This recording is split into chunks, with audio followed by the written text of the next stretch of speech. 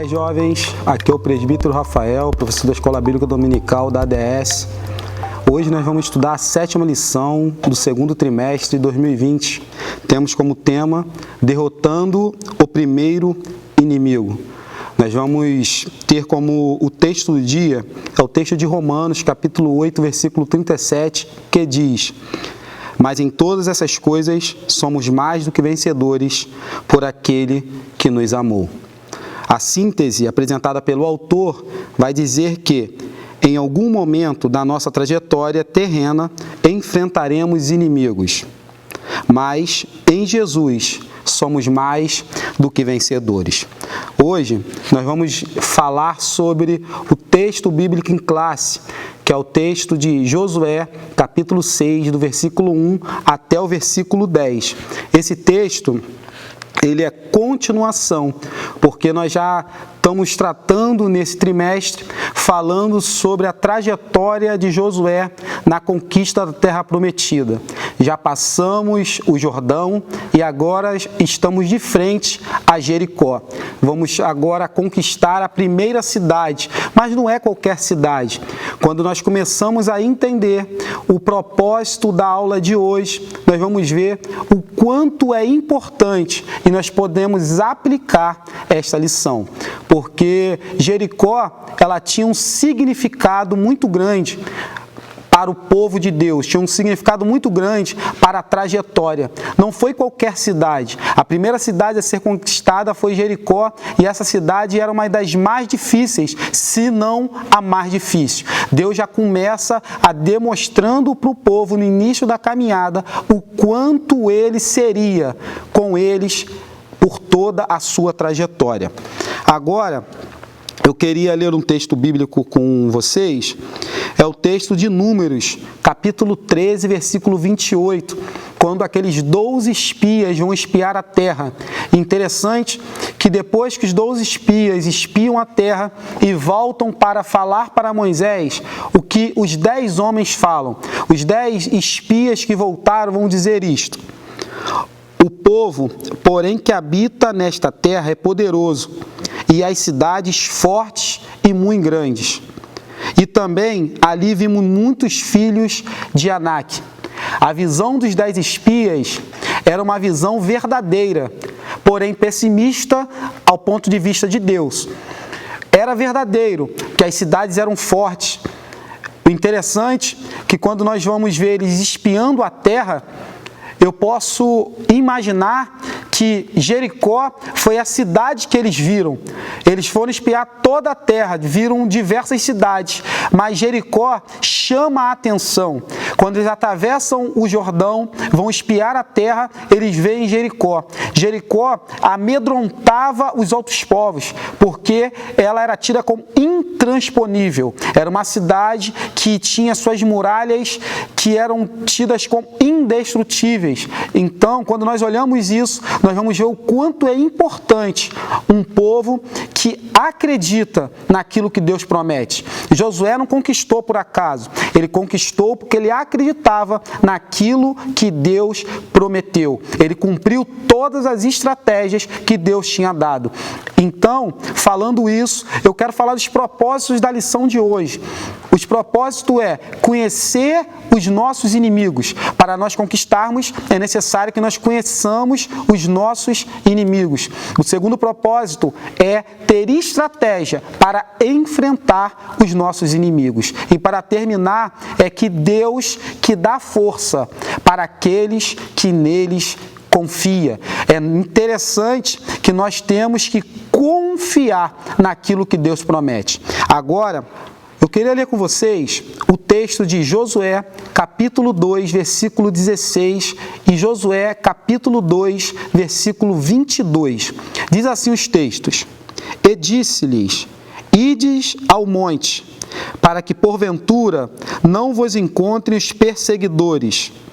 Escondei-os lá 3 dias, até que voltem os seus perseguidores.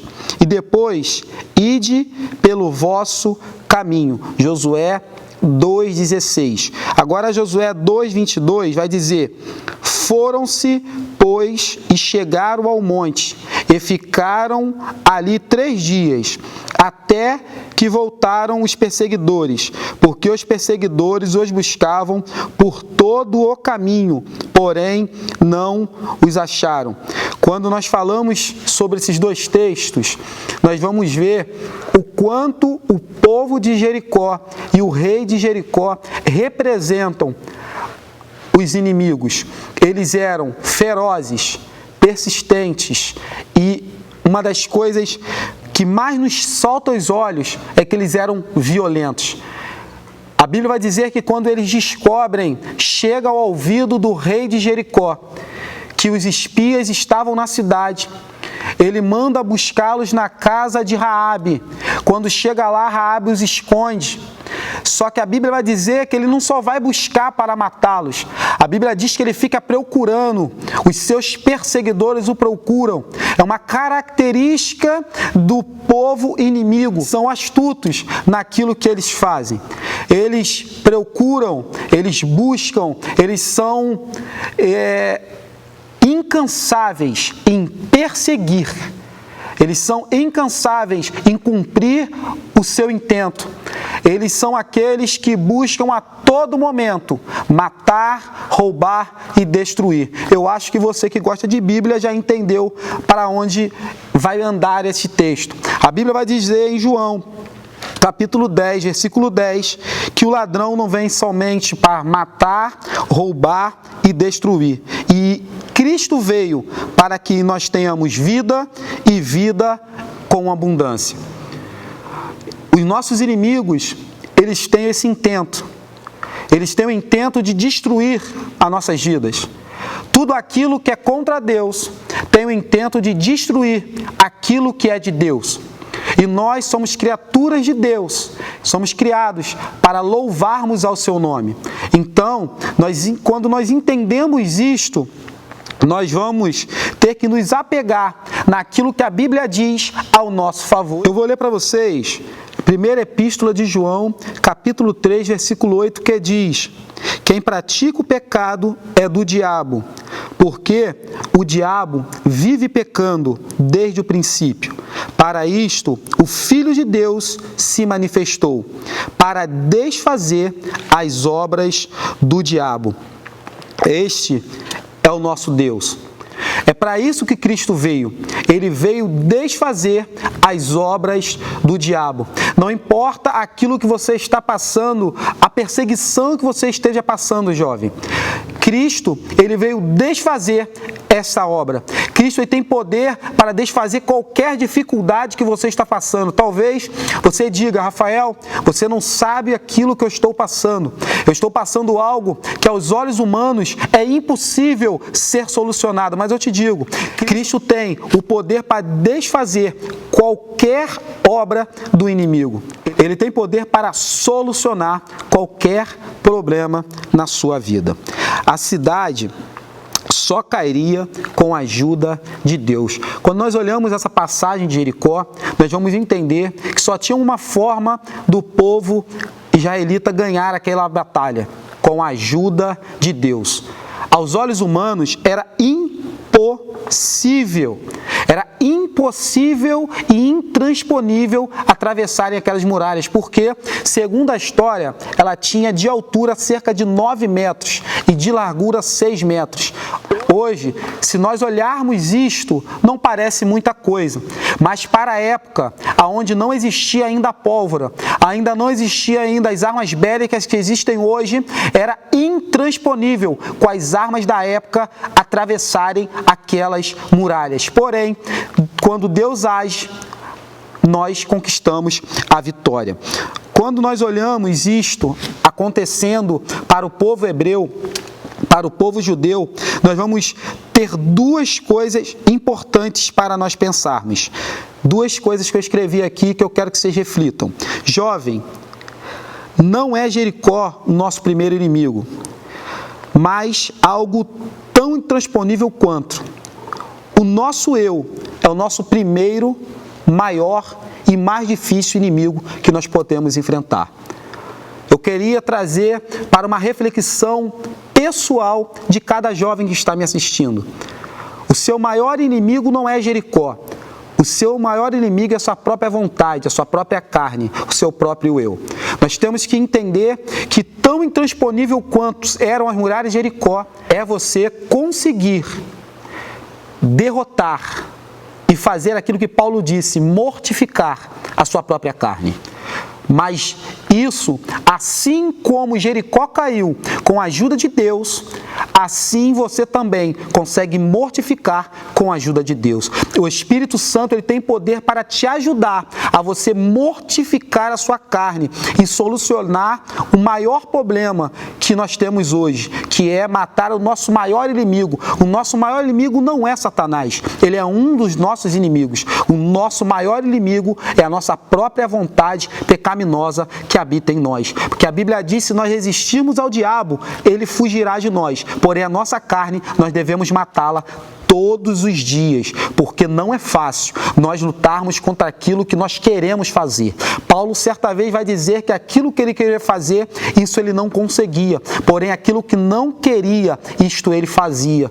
Isso é para você ver o quanto é difícil. Eu não estou falando de qualquer personagem bíblico, mas sim de Paulo, um homem que tinha uma grande intimidade com Deus, ainda assim tinha essa dificuldade. Jovem, Deus teve poder para jogar as muralhas de Jericó abaixo. Ele tem poder para também conseguir mortificar a sua vontade. Siga a vontade de Deus, porque tem uma promessa grande e no final dela temos uma grande vitória, que é morar com Ele nos céus.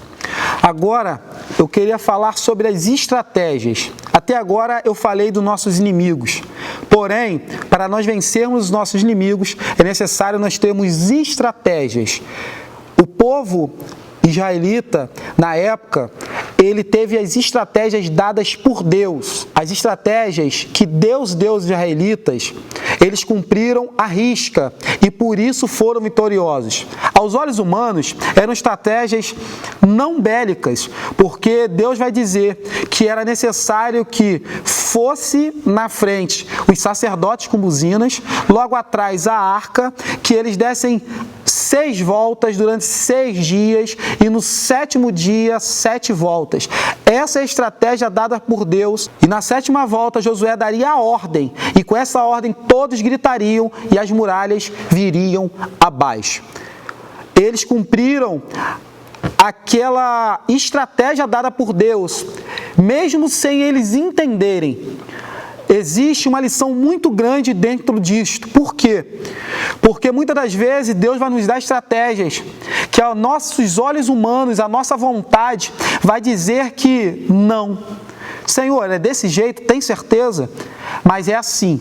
Continua. Foi Deus que te direcionou? Vai, porque Deus te dá vitória naquilo que Ele promete. A Bíblia diz que Ele vela pela sua palavra. Então, mesmo que pareça louco aos olhos humanos, se foi Deus que mandou, faça. Jovem, não deixa que isso escape do seu coração neste dia.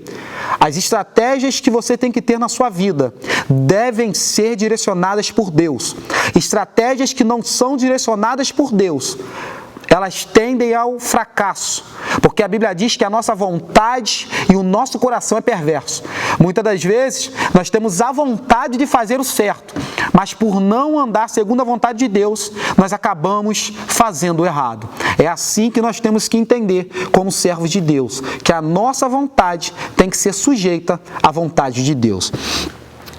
O texto que eu queria ler com vocês é o texto de Josué, capítulo 6, versículo 1 e 2, que diz assim: Ora, Jericó cerrou-se e estava cerrada por causa dos filhos de Israel. Nenhum saía, nem entrava. Então disse o Senhor a Josué: Olha, tenho dado na tua mão a Jericó, ao seu rei, os seus valentes e os seus valorosos. Olha, presta atenção.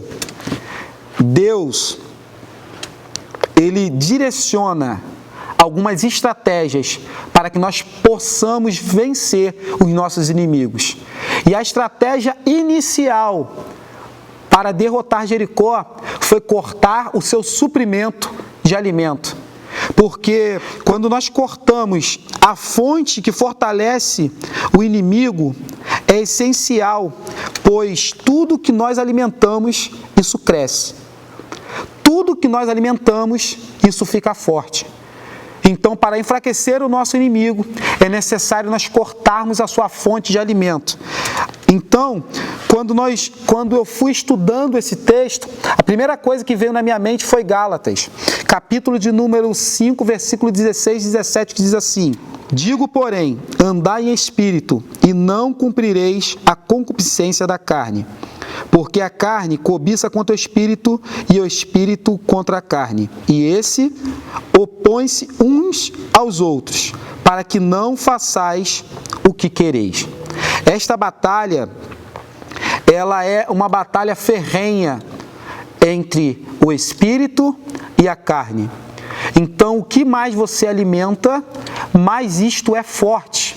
Então, nós temos que fortalecer o espírito e enfraquecer a carne. E como nós fazemos isso? Nos santificando, nos separando, temendo a Deus, buscando a Deus, estudando a sua palavra, buscando a Deus em oração, buscando a Deus em jejum, se separando do mundo, saindo da roda dos escarnecedores. É isso que nos faz sermos fortes perante Deus. Então, nós vamos entender que existiam algumas outras estratégias apresentadas pelo texto. A estratégia apresentada pelo texto é que Josué, ele coloca uma armada na frente dos sacerdotes e uma armada na sua retaguarda. A Arca da Aliança ficava no meio. O que nós aprendemos com isto? Nós aprendemos algo importante e interessante, que a presença de Deus, ela deve ser protegida, e a presença de Deus também deve ser seguida. Quando nós entendermos isso, nós vamos entender um pouco daquilo que nós vivemos hoje no mundo contemporâneo. O que você tem feito, jovem, quando a presença de Deus é atacada? A minha pergunta é esta: o que você tem feito quando a presença de Deus é atacada na sua frente? Você a defende? Você tem o cuidado de defender Deus e a presença dele quando ela é atacada? Josué tinha esse cuidado de colocar guerreiros à frente e atrás da arca. Por quê? Porque ele tinha um cuidado com aquela arca, tinha cuidado com a presença, tinha cuidado com as coisas de Deus. E você, jovem, tem tido cuidado com as coisas de Deus? Tem tido cuidado com aquilo que Deus tem colocado em suas mãos? Tem tido cuidado com a presença que Deus tem colocado em sua vida? Tenha cuidado. Deus, ele tem uma grande obra na sua vida, mas é necessário você cuidar daquilo que Deus coloca nas suas mãos. É necessário você multiplicar os talentos que Deus tem entregue nas suas mãos. Então tome cuidado. E a segunda coisa é que a presença de Deus deve ser seguida. Deus, ele sempre tem que estar na frente. Deus, ele sempre tem que estar na dianteira da sua vida. Nunca pense que Deus, ele vai andar agarrado nas suas costas, que você deve arrastar Deus. Não. Deus, ele deve estar na sua frente. Deus deve guiar a sua caminhada. Você deve estar sempre procurando em Deus por onde deve andar.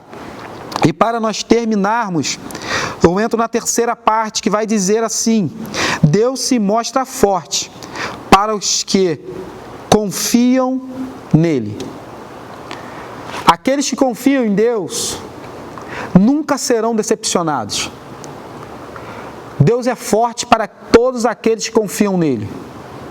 A Bíblia diz que nós podemos ser infiéis, mas ele permanece fiel. Nós somos infiéis, porque quando nós falamos de pacto, de promessa, nós somos a raça humana, são os seres que mais fazem promessas, porém também são os seres que menos o cumprem. Deus não. Deus é fiel naquilo que ele promete. Deus é forte naqueles que confiam nele. Não há ninguém que confie em Deus que Deus não seja fiel a ele. A Bíblia diz que todo aquele que está contrito de coração, ele não rejeita. Então você entenda isso. É necessário nós entendermos que Deus, Ele tem uma promessa. A promessa é que nós estejamos junto com Ele nos céus. Ele é forte para nos levar, mas é necessário que nós confiemos nele. A confiança é algo importantíssimo. A fé é algo importantíssimo para nós alcançarmos os céus.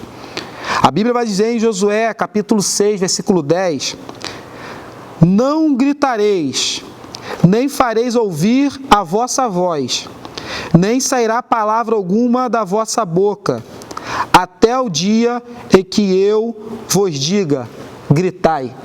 Esse texto, ele apresenta duas coisas importantes. A primeira é a fé e a segunda é a obediência. Eles davam 6 voltas, todos os dias uma volta durante 6 dias, sem falar nada. Eles deram 7 voltas no 7º dia, sem falar nada, debaixo de uma palavra de Josué. Qual palavra? A palavra que vocês só gritarão quando eu disser, gritai. Isso passa desapercebido muitas das vezes no texto, mas isso é muito importante no tempo de hoje. Por quê? Porque hoje nós vivemos um mundo muito acelerado, um mundo que ninguém tem paciência para nada, ninguém quer esperar, ninguém quer andar segundo a palavra, todo mundo quer dar um acréscimo, uma vírgula e acrescentar algo naquilo que Deus disse. Para quê? Para acrescentar a velocidade na promessa. Todo mundo quer dar uma ajuda a Deus. E aqui não. Aqui Josué demonstra algo importante e o povo também. Eles esperaram 7 dias. Mas não estamos falando de qualquer povo. Nós estamos falando de um povo que ficou 40 anos no deserto. Agora preste atenção no que eu vou dizer. Imagina você, 40 anos esperando uma promessa. Chega a primeira cidade para você conquistar. Jordão se abre, o milagre acontece, você cerca Jericó, aí Deus olha e fala assim, agora vocês não vão invadir, vocês vão cirandar. O que você faria? Você murmuraria, porque você queria conquistar Jericó naquele mesmo momento, você faria o que Josué fez, o que o povo fez, cumpriu a vontade de Deus e só gritou quando Deus permitiu que gritasse. Mas o interessante, mas quando gritaram, as muralhas vieram ao chão. Deus é fiel. Aqueles que confiam nele, recebem de Deus. O texto de Josué, capítulo 6, versículo 20, vai dizer que os muros caíram abaixo e o povo subiu à cidade, cada qual em frente de si, e tomaram a cidade. As armas de guerra existentes na época eram ineficazes contra aquela muralha. Só Deus tinha o poder para derrubar aquelas muralhas. E não é assim também na sua vida, jovem? Tem muralhas que só Deus pode derrubar. Você está tentando empurrar muralhas que são intransponíveis com as suas próprias forças. Confie em Deus. Acredite que Ele vai derrubar as suas muralhas. Entregue nas mãos de Deus as suas dificuldades, que Ele jogará por terra. Mas é necessário que você confie e obedeça. E para terminar, Jericó é destruída, mas Raabe, ela é salva. Preste atenção em mim, jovem, naquilo que eu vou dizer agora para vocês. Aquela muralha foi destruída. A muralha veio ao chão, porém a casa de Raabe não foi tocada. Aqueles que confiam em Deus, aqueles que buscam em Deus. Agora, jovem, eu estou falando para você que não é cristão ainda. A muralha pode até cair, mas se você se converter, a sua casa não será tocada, assim como foi a de Raabe. Existiam diversas casas em cima daquela muralha. Elas foram ao chão, todas elas. Porém, a casa de Raabe ficou intacta. Por quê? Porque ela confiava. Porque ela acreditava. Porque ela converteu o seu coração ao Deus verdadeiro. Confie. Talvez você diga, não tem jeito para o meu problema. A sociedade diz, não tem jeito para o seu problema. Até a sua família diga, não tem jeito para o seu problema. E o mais difícil, talvez você mesmo acredite que não tenha jeito para o seu problema. Mas eu digo, confie como Raabe acreditou. Que pode as muralhas caírem ao seu redor, porém você ficará de pé. Você ficará firme. Raabe, ela creu. Segundo Paulo vai dizer em Atos, no capítulo 16, versículo 31, vai dizer: crê no Senhor Jesus e será salvo, tu e a sua casa. Esse texto ele é interessante. Por quê? Porque ele reflete tudo aquilo que aconteceu com Raabe. A Bíblia vai dizer que quem teve fé foi Raabe. Quem guardou os espias foi Raabe. Quem confiou no Deus de Israel foi Raabe. Quem confiou em uma promessa foi Raabe. Porém, na hora de ser salvo, foi salva ela, os seus pais e a sua parentela. Raabe, por confiar, teve presentes de Deus. Deus não salvou somente a ela, mas salvou toda a sua família.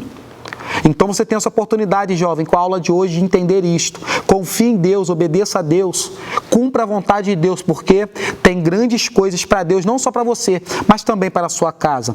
Raabe foi citada em Hebreus, no capítulo 11, como uma mulher de fé. Não qualquer mulher de fé. Segundo a genealogia de Mateus, ela entrou na genealogia do Cristo. Não foi qualquer mulher, Raabe não foi qualquer uma. Ela saiu de meretriz, foi transformada por Deus para que ela entrasse na raiz do Messias, daquele que me salvou e tem poder para te salvar. Então, jovem, fique com esta palavra. Não deixe que esta palavra escape do seu coração. Eu termino agora esta aula pedindo para que você continue conosco estudando a palavra de Deus. Chame outras pessoas para escutarem essa aula.